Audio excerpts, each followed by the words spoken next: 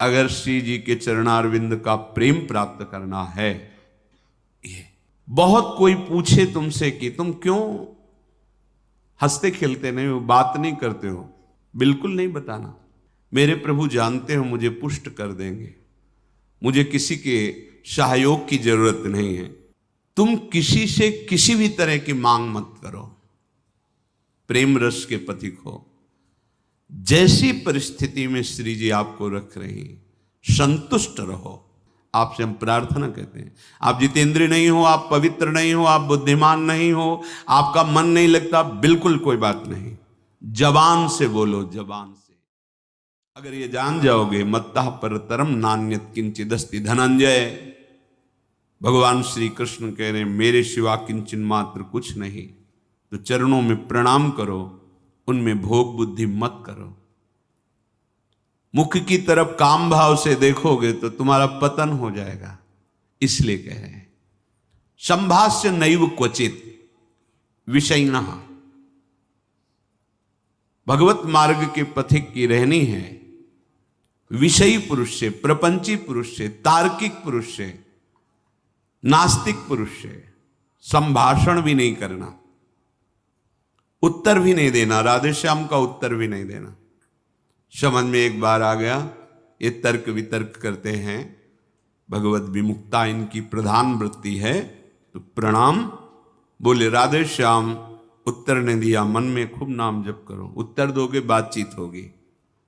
संभाष्य नैव क्वचित, बिल्कुल नहीं बोलना। अगर श्री जी के चरणारविंद का प्रेम प्राप्त करना है, ये अगर आपकी बातचीत करने की बहुत शौक है तो अपने कुटिया में विराजमान छवि जो लाल बिहारी जी की, उनसे बात करो। उनको अपना हृदय का जो विरह है, जो प्रेम है, जो पीड़ा है, जो मांग है, उनके सामने रखो, किसी और से नहीं। रही मन मन की मन व्यथा रखिए मन में गोए, सुन इठलई हैं लोग सब बांट न ली है कोई। मत कहो किसी से अपनी बात, शांत रहो, गंभीर रहो, हृदयाराध्य युगल सरकार से अपनी बात कहो, वो समर्थ हैं आपकी बात सुनेंगे। नहीं संभाषण, बिल्कुल किंचन मात्र इस बात को हृदय में बैठा लीजिए कि नहीं, बिल्कुल नहीं। संभाष्य क्वचित, बिल्कुल थोड़ी भी बात नहीं करनी, फंस जाओगे। मन को ऐसा लगता है कि सामने से हमें बहुत प्यार और सुख मिलेगा, इसी लोभ में ये फंस जाता है मन, फिर ये जलता है और इसकी जलन को हम अपनी मानते हैं। जब संभाषण करते हैं तो जो हम देखते हैं, सुनते हैं, बोलते हैं, उसका मनन होता है, स्वाभाविक उसका मनन होगा, आपका हृदय मलिन हो जाएगा ऐसे लोगों के संभाषण से। केशा मप्यति प्रच्छतामपि पुरो न व्यज्य दैन्यानि च। बहुत कोई पूछे तुमसे कि तुम क्यों हंसते खेलते नहीं हो, बात नहीं करते हो, तो ये नहीं कहना कि हम भजन में लगे रहते हैं, बिल्कुल नहीं बताना। आपकी गंभीरता का रहस्य कोई जान ना पावे, पर वो प्रापंचिक नहीं होनी चाहिए, भागवतिक। प्रापंचिक गंभीरता, उदासीनता है, ये नष्ट करने वाली होगी। क्यों? क्योंकि धीरे धीरे मन तुम्हारा कमजोर होता चला जाएगा, बुद्धि तुम्हारी कमजोर होती चली जाएगी, क्योंकि प्रपंच का चिंतन हो रहा है। आगे चल के जिसे डिप्रेशन कहते हैं वही आ जाएगा। भागवतिक, भगवत चिंतन परायण, गंभीर, कोई जान ना पावे तुम क्यों रो रहे हो, तुम क्यों उदास रहते हो, तुम क्यों गंभीर रहते हो, शांत। केशा मप्यति प्रच्छतामपि, कोई बहुत अधिकार रख करके आपसे पूछे तो भी श्रीपाद कह रहे पुरो न व्यज्यत दैन्यानि च, आप नहीं बोलिएगा और अपनी दीनता कभी प्रस्तुत मत कीजिएगा। ये वो दीनता, अपनी कमजोरी, हमारे पास सर्दी के कपड़े नहीं, हमारे पास ये अव्यवस्था है, ये है, ये है, नहीं।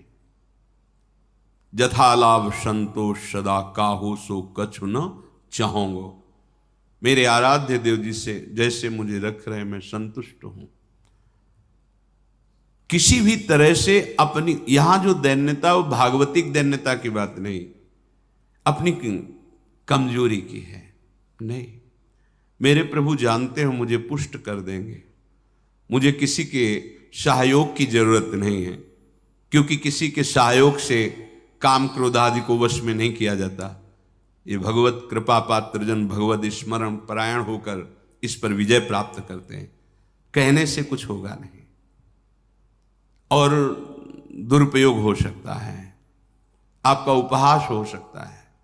बहुत पूछने पर भी अपने हृदय की बात न बतावे, हृदयाराध्य से ही बतावे, और अपनी किसी भी तरह की कमी को किसी ऐसे सबके नहीं, मेरा मन भजन में नहीं लगता, मुझे काम सताता है, मुझे ईर्ष्या है, मुझे द्वेष है, क्या हो जाएगा इससे?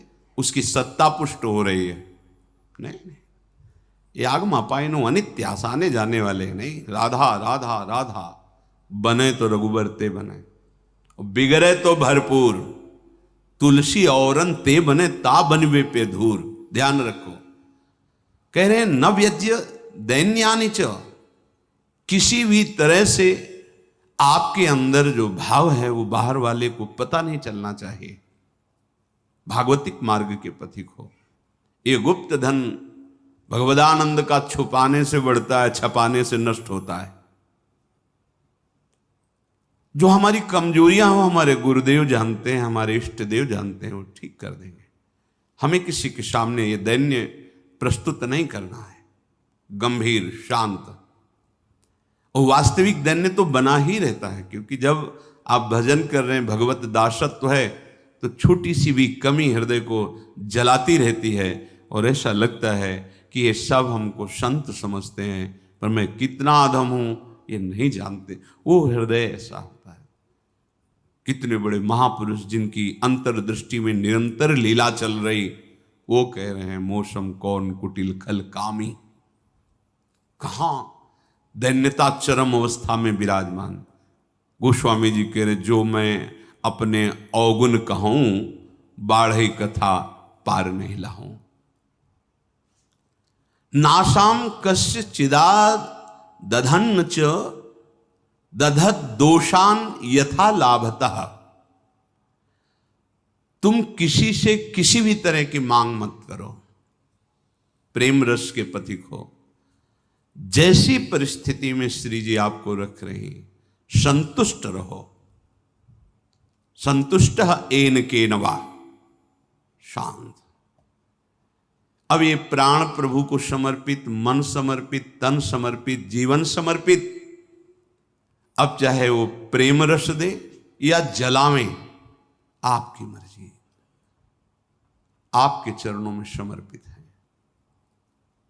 सुख दुख समय कृत्वा लाभा लाभो जया जयो। साधु की जब तक ये समतामय स्थिति नहीं आती तब तक बात नहीं बनती। सुख दुख में समान भाव, लाभ हानि में समान भाव, जय पराजय में समान, ये संसारिक व्यक्ति नहीं जानेंगे, परमार्थ का मार्ग है। बिना ये समता, आजकल समता व्यवहार में उतारी जा रही है, व्यवहार में समता नहीं होती। बोले एक जैसा सबसे व्यवहार करो, कर ही नहीं सकते, करोगे तो पाप हो जाएगा, पाप बन जाएगा। एक जैसा व्यवहार कैसे कर सकते हो? पत्नी, पुत्री, माता, बहन एक जैसा व्यवहार कर सकते हो? व्यवहार में बड़ा अंतराय होगा, लेकिन दर्शन, पंडिता समदर्शिना, समदर्शन, सम में एक भगवान विराजमान, ऐसा हो जाएगा। प्राय लोगों की बात रहती, सबके साथ समान व्यवहार करो। कैसे समान व्यवहार होगा? ज्ञानियों में सुखदेव जी के गुरु हैं जनक जी, और यथा योग्य आसन लगे हुए हैं, क्रम से यथा योग्य, किसी को प्रणाम करके, किसी से प्रणाम करवा के, किसी से हाथ जोड़ के, किसी से हाथ जोड़वा के, किसी को मुस्कुरा के, किसी को देख के, जो यथा योग्य सम्मान, ऐसे भगवान यथा योग्य सबसे मिलते हैं। सबके साथ वर्ताव एक जैसा नहीं होता, वो अज्ञानी है। सब में दर्शन करने का आदेश दिया गया है। विद्या विनय संपन्ने ब्राह्मणे गविहस्तनी सुनीच सुपाके च पंडिता समदर्शिना। भगवान लिख देते हैं समवर्तिना, नहीं लिखा, समवर्तन नहीं। अपने शरीर में समवर्तन, समान भाव से व्यवहार नहीं कर सकते आप। आपका ही शरीर है, गुदाद्वार में हाथ लगा के उसे कितनी बार रज से धोना होता है। कपोल में हाथ लग जाए तो क्या फर्क पड़ता है। आप देखो, आपका शरीर है, बराबर हर अंग में कष्ट या सुखद दोनों का हम ही अनुभव करते हैं, लेकिन व्यवहार में भेद है। नीचे के अंगों का स्पर्श होने पर पवित्रता के लिए आदेश शास्त्र का।